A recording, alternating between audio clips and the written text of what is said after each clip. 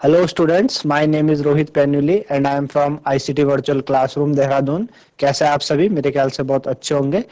हम class 12th chemistry कर रहे हैं जिसमें कि हमारा चैप्टर पी ब्लॉक चल रहा है और पी ब्लॉक में हम ग्रुप 16 की बात कर रहे हैं।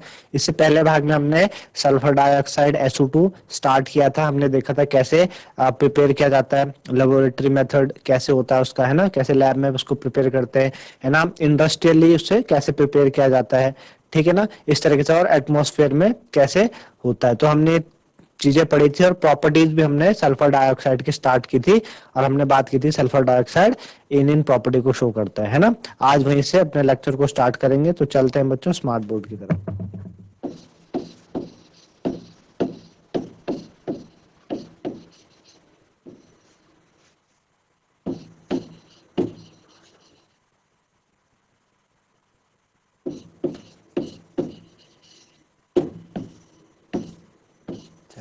तो हमने पीछे बात की थी सल्फर डाइऑक्साइड की।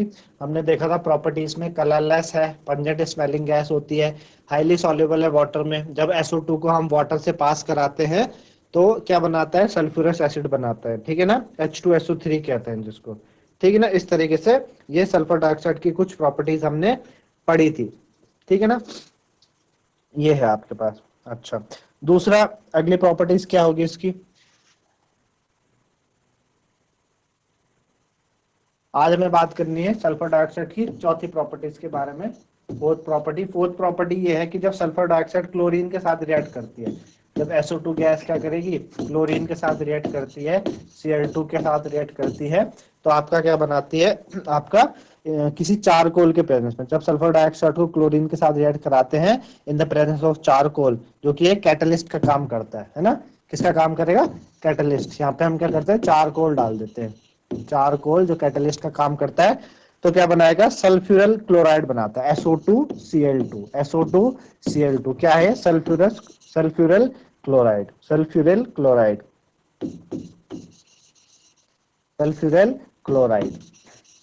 ठीक है ना।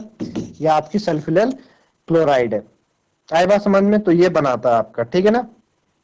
अच्छा, दूसरा है आपके पास, एक तो हमने पढ़ा कि सल्फर डाइऑक्साइड इस तरीके से ये कर रहा, ठीक। एक प्रॉपर्टी आपकी ये हो गई।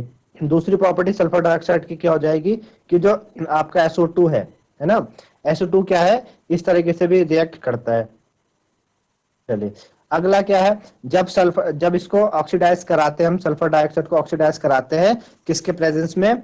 वेनिडियम ऑक्साइड के प्रेजेंस में, तो SO3 बनाता है ना। ये वाला जो है हम इसमें पढ़ेंगे जब H2SO4 यानी सल्फ्यूरिक एसिड की जब हम क्या करेंगे, जो आपका सल्फ्यूरिक एसिड होता है H2SO4, उसकी प्रिपरेशन करेंगे तो वहां पे हम देखेंगे कॉन्टेक्ट प्रोसेस में कि हम क्या करते हैं? SO2 को ऑक्सीडाइज कराते हैं। SO2 गैस को क्या कराया जाता है? इसको ऑक्सीडाइज कराया जाता है, ठीक है ना। ऑक्सीडाइज कराया जाता है किसके प्रेजेंस में? आपका किसके प्रेजेंस में कराते हैं इसको हम? V2O5, है ना। V2O5 के प्रेजेंस में इसको ऑक्सीडाइज कराते हैं। वेनिडियम ऑक्साइड है ये, है ना। तो हमारे पास क्या बन जाता है? SO3 आ जाती है ना। सल्फर ट्राइऑक्साइड हमारे पास ये आ जाता है, ठीक। तो इतनी बात मेरे ख्याल से आपको समझ में आई होगी, ठीक है ना। अगली प्रॉपर्टी करेंगे इसकी सिक्स्थ प्रॉपर्टी कि जो मॉइस्ट सल्फर डाइऑक्साइड है वो एक रिड्यूसिंग एजेंट की तरह काम करती है। मॉइस्ट SO2 क्या करती है? बिहेव्स एज रिड्यूसिंग एजेंट, ठीक है ना। आपको पता है रिड्यूसिंग एजेंट क्या होते हैं? जो ऑक्सीडेशन में मदद करते हैं। तो मॉइस्ट SO2 क्या करती है? रिड्यूसिंग एजेंट की तरह बिहेव करती है। ये क्या करती है? आयरन थर्ड को आयरन सेकंड में कन्वर्ट कर देती है, फेरिक को फेरस में कन्वर्ट कर देगी। क्या करेगी? फेरिक को किसमें कर देगी? फेरस में कर देगी। आपको पता है फेरिक क्या होता है? Fe+3, है ना। और फेरस क्या होगा? Fe+2। तो फेरिक को फेरस में क्या कर देगी? ये कन्वर्ट कर देती है, ठीक है ना। फेरिक को क्या करेगी? फेरस में कन्वर्ट करेगी और डीकलराइज कर देती है। पहली बात तो फेरिक को फेरस में कन्वर्ट करती है। अब कैसे करेगी? जैसे कि हमारे पास क्या है? 2Fe+3, है ना। 2Fe+3 हमने क्या करा? इसमें SO2 डाला, ठीक है ना, और 2H2 डाला। तो SO2 ने क्या करा? रिड्यूसिंग एजेंट की तरह काम करा। रिड्यूसिंग एजेंट की तरह काम करेगा तो क्या कर देगा? इसको ऑक्सीडाइज करेगा। क्या करेगा? ऑक्सीडाइज करेगा। तो क्या कर देगा? 2Fe+2, है ना, किसमें चले जाएगा? 2Fe+2 में, प्लस SO4 2 नेगेटिव और प्लस 4H प्लस, है ना। तो यहाँ पे SO2 क्या कर रहा है, रिड्यूसिंग एजेंट की तरह बिहेव करता है। पहली बात तो ये, इसने क्या करा है, रिड्यूसिंग एजेंट की तरह बिहेव किया। मेरे ख्याल से आपको बात समझ में आई होगी, ठीक है ना, ये बात आपको समझ में आई होगी। अगली बात क्या है, अगली बात है कि ये क्या करती है, आपका एसिडिफाइड पोटेशियम परमैंगनेट सॉल्यूशन को डीकलराइज कर देती है। क्या कर देती है, डीकलराइज। आपका जो पोटेशियम परमैंगनेट है ना, और कैसा है, एसिडिफाइड पोटेशियम परमैंगनेट, उसको डीकलराइज कर देगी, है ना। तो देखो रिएक्शन 5SO2, 5SO2 में जब हमने क्या करा, हमने क्या किया, पोटेशियम परमैंगनेट लिया। पोटेशियम परमैंगनेट क्या आपका KMnO4 है ना, KMnO4 है, H2O। तो क्या हो गया, 5SO4 2 negative plus 4H plus और प्लस 2Mn2 प्लस, ठीक है ना, 2Mn2 प्लस। क्या होता है आपका पोटेशियम परमैंगनेट KMnO4, हमने आयनिक फॉर्म लिया, आयनिक इक्वेशन लिए ना, हमने क्या किया, KMnO4 पोटेशियम परमैंगनेट का सिर्फ हमने क्या ले लिया, MnO4 नेगेटिव ले लिया, है ना, आयनिक फॉर्म में ले लिया। तो हमने कहा कि क्या करती है ये, पोटेशियम परमैंगनेट को डीकलराइज कर देती है, उसके कलर को हटा देती है, कम कर देती है ना, मतलब एकदम से डीकलर, उसको हटा देती है कलर को। तो ये इसकी एक प्रॉपर्टी है। मेरे ख्याल से आपको बात समझ में आएगी। जो मॉलिक्यूल होता है SO2 का, वो एंगुलर है। अगला बात करेंगे इसकी, जो SO2 का मॉलिक्यूल है ना, मॉलिक्यूल ऑफ SO2 यानी जो शेप है वो एंगुलर शेप है उसकी, कहती है कैसी है, एंगुलर शेप है, एस ऐसी, है ना, एंगुलर शेप है, एंगल जैसी है, बेंट जैसी है, 1 2 3 4 5 6 7 8, ठीक है ना, ऐसे यहाँ पर भी 1 2 3 4 5 6, ठीक है ना। तो ये है आपके पास क्या है, ये इसका आपका स्ट्रक्चर है SO2 का, ठीक है ना। SO2 का शेप जो है स्ट्रक्चर है। कभी कभी हाइब्रिडाइजेशन पूछ लेते हैं, हाइब्रिडाइजेशन पूछ लेंगे कि यहाँ पर SO2 में S के हाइब्रिडाइजेशन क्या है, इस S के हाइब्रिडाइजेशन क्या है। तो हम क्या करते हैं, हाइब्रिडाइजेशन आपको बताया था कैसे निकालते हैं, जेड से, आपने क्लास 11 में पढ़ा होगा, जेड से निकालते हैं। जेड क्या होता है, number of sigma bond, number of sigma bond plus lone pair, है ना, लोन पेयर। तो कितने सिग्मा है बच्चों, इसमें देखो 1 सिग्मा 1 पाई और 1 सिग्मा, है ना, तो 2 सिग्मा हो गए, 2 सिग्मा, लोन पेयर है 1, तो जेड की वैल्यू कितनी हो गई, 3, जेड की वैल्यू हो गई 3, 3 का मतलब हो गया, 3 का मतलब क्या हो गया, 1 S और 2 PK, तो क्या होगा, sp2। तो पूछते हैं कि SO2 में S की हाइब्रिडाइजेशन क्या है, sp2 है, ठीक है ना। SO2 में S की हाइब्रिडाइजेशन क्या होती है, SO2 होती है, ठीक है ना। तो ये रही कहानी सारी किसकी, SO2 की, सल्फर डाइऑक्साइड की कहानी थी ये सारी, कि जो सल्फर डाइऑक्साइड है वो किस तरीके से बिहेव करता, मतलब क्या है, कैसे बनता है, प्रॉपर्टीज क्या है, ठीक है, सारी की बातें मैंने आपको SO2 की बताई।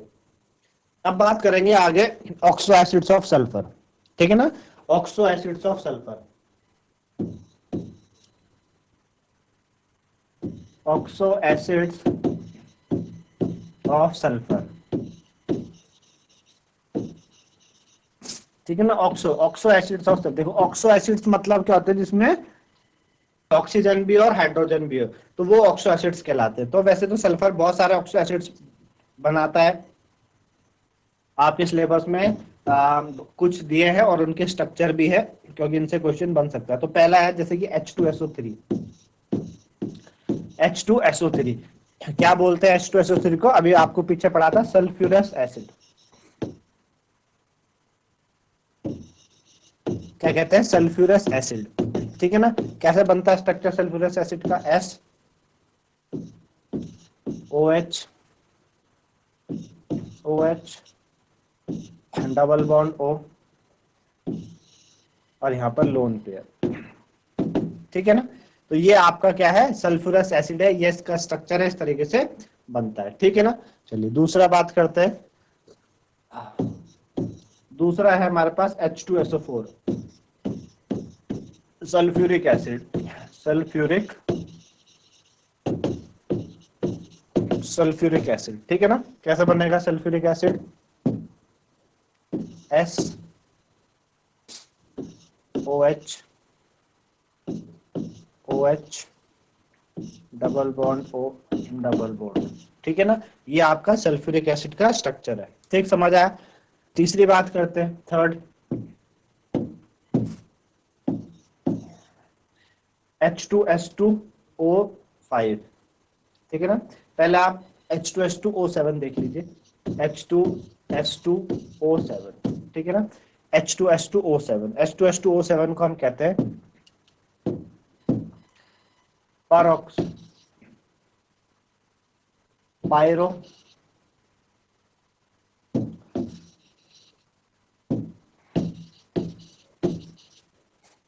पायरोसल्फ्यूरिक एसिड, और ये तो पायरोसल्फ्यूरिक एसिड इसका नाम है, और ये जो फेमस है वो है ओलियम के नाम से, काफी इंपॉर्टेंट है ये। कैसे बनेगा structure? S double bond O single bond OH O double bond O S double bond O, OH और डबल बॉन्ड। तो ये हो गया आपके पास H2S2, गिन सकते हैं आप, H2S2O7 होंगे पायरोसल्फ्यूरिक एसिड। क्या होता है बच्चों? पायरोसल्फ्यूरिक एसिड, ठीक है ना। आई बात समझ में आपको पायरोसल्फ्यूरिक एसिड क्या है, ठीक है ना। तो ये आपके पास है पायरोसल्फ्यूरिक एसिड, ठीक है। अगला देखिए, अगला है H2S2O8, फोर्थ है H2S2O8, ठीक है ना। H2S2O8 क्या नाम होता है H2S2O8 का? देखो, H2S का नाम होता है पर ऑक्सो डाइसल्फ्यूरिक एसिड, पर ऑक्सो डाइसल्फ्यूरिक एसिड, पर ऑक्सो डाइसल्फ्यूरिक एसिड, है ना। स्ट्रक्चर कैसा है? स्ट्रक्चर देखेंगे, S double bond O single bond OH O O S double bond O, इधर भी डबल बॉन्ड O, ठीक है। देन आपका OH डबल बॉन्ड, ये आपके पास परऑक्सो डाइसल्फ्यूरिक एसिड, ठीक है ना। चलिए, फिफ्थ वन है H2SO5, ठीक है ना, H2SO5। अगला है H2SO5, ठीक है ना। चलो, इसका नाम क्या होता है?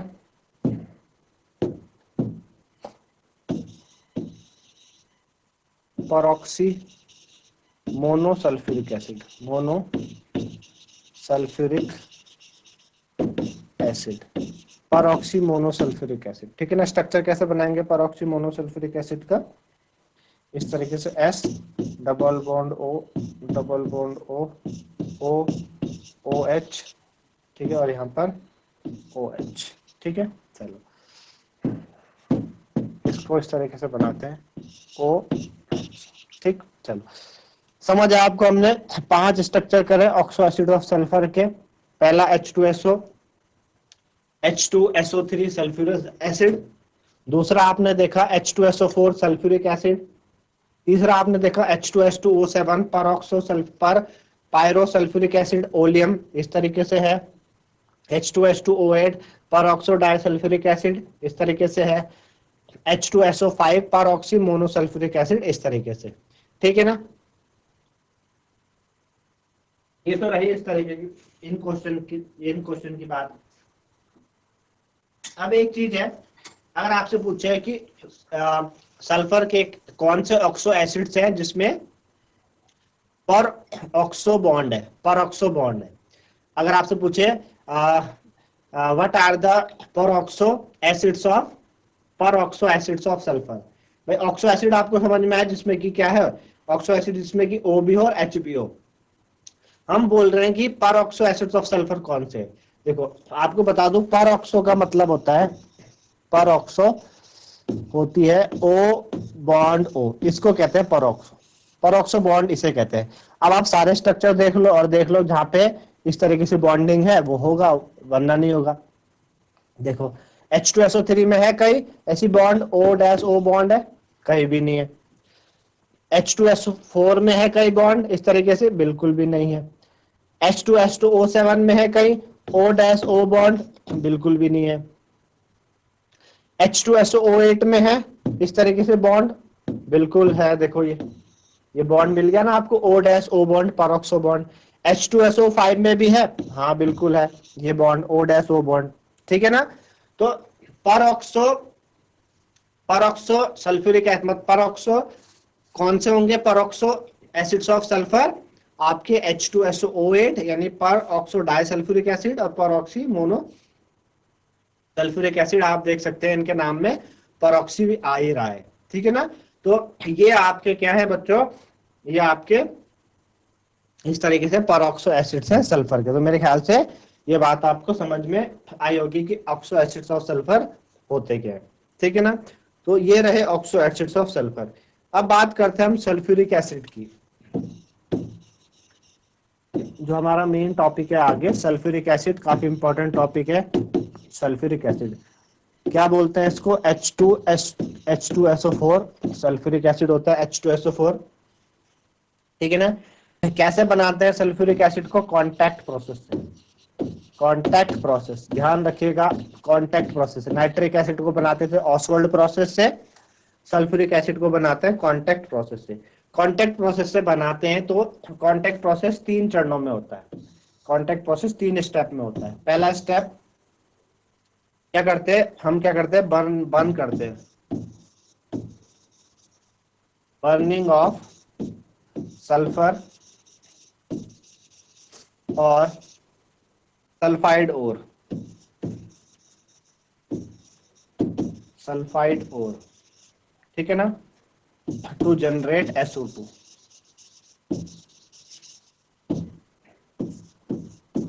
पहली प्रोसेस क्या है, हमने क्या करना है, सल्फर या सल्फाइड ओर को बर्न करना है, क्या क्या मिलेगा उससे, SO2 मिलेगा, ठीक है ना।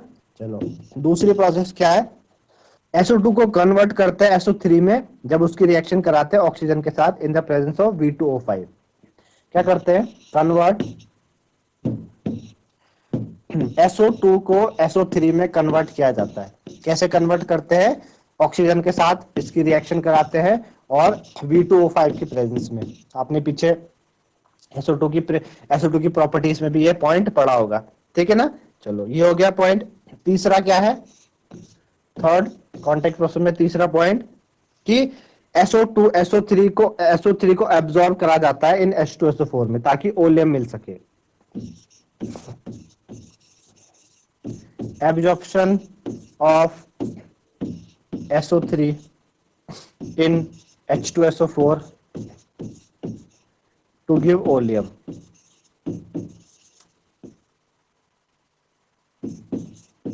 to give oleum, ठीक है ना। SO3 को एब्जॉर्ब कराते हैं H2SO4 की प्रेजेंस में ताकि ओलियम मिल सके, ठीक है ना, ओलियम मिल सके, ठीक। तो इस तरीके से जब हमें ओलियम मिल जाएगा तो फिर हम सल्फ्यूरिक एसिड इजिली क्या कर सकते हैं, बना सकते हैं, ठीक है ना। हम क्या करते हैं प्रैक्टिस में कि जो प्लांट है, प्लांट को हम ऑपरेट करते हैं 2 बार प्रेशर और कम से कम 720 केल्विन टेम्परेचर में। SO3 जो गैस है ना, कैटालिटिक कन्वर्टर से एब्जॉर्ब होती है कंसंट्रेटेड H2SO4 की प्रेजेंस में, हमें ओलियम मिलता है, ठीक है ना। फिर डाइल्यूशन ऑफ ओलियम को डाइल्यूट करते हैं वाटर के साथ, जिससे कि हमें H2SO4 मिल जाएगा डिजायर्ड कंसंट्रेशन में, है ना। तो इंडस्ट्रीज में 2 स्टेप को साइमल्टेनियसली कैरी करते हैं, ठीक है ना, to make the process of continuous and also to reduce the cost, ठीक है ना। और यहां से जो सल्फ्यूरिक एसिड आता है, कॉन्टैक्ट प्रोसेस से जो सल्फ्यूरिक एसिड आता है हमारे पास 96 से 98% आता है, ठीक है ना। कितना आता है, 96 से 98% सल्फ्यूरिक एसिड आता है। तो मेरे ख्याल से आपको समझ में आया। पहले स्टेप में हमने क्या किया, पहले स्टेप में हमने सल्फाइड ओर को सल्फर को बर्न किया, हमें क्या मिलेगा, SO2 मिलेगा। दूसरे स्टेप में हमने क्या करना है, SO2 को रिएक्शन करानी है ऑक्सीजन के साथ in the presence of V2O5, तो क्या मिलेगा, हमें SO3 मिल जाएगा, है ना। बैलेंस कर लो उसको, SO3 2 2 4 6, 2 इधर लगा दे, 4 और 2 6 2, ठीक है ना, बैलेंस हो गई। तो ये हमको मिल गया, ठीक है ना। ठीक, हमें SO3 मिला। क्या है, H2SO4 के मैन्युफैक्चर में ये आपका क्या है, की स्टेप है, जो सेकंड वाला स्टेप है, ये बहुत इंपॉर्टेंट स्टेप है। की स्टेप कौन है, सेकंड वाला, क्या इसको क्या बोलते हैं, कैटालिटिक ऑक्सीडेशन। कैटालिटिक ऑक्सीडेशन, इसको कैटालिटिक ऑक्सीडेशन कहा जाता है ऑफ SO2। SO2 का कैटालिटिक ऑक्सीडेशन आपका की स्टेप है, बहुत ही इंपॉर्टेंट है। यहाँ पे जो आपका डेल्टा H है वो कितना होता है, -196.6